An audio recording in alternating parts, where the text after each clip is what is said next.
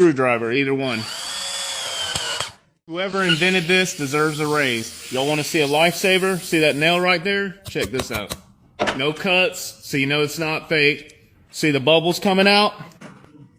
We're going to use this right here. This is a screw type Phillips head tire plug. And this thing is a lifesaver. No more fighting with those pain in the ass strips. You can use a drill or a screwdriver, either one. Look at that, no bubbles. Plus, it even works on the tire side.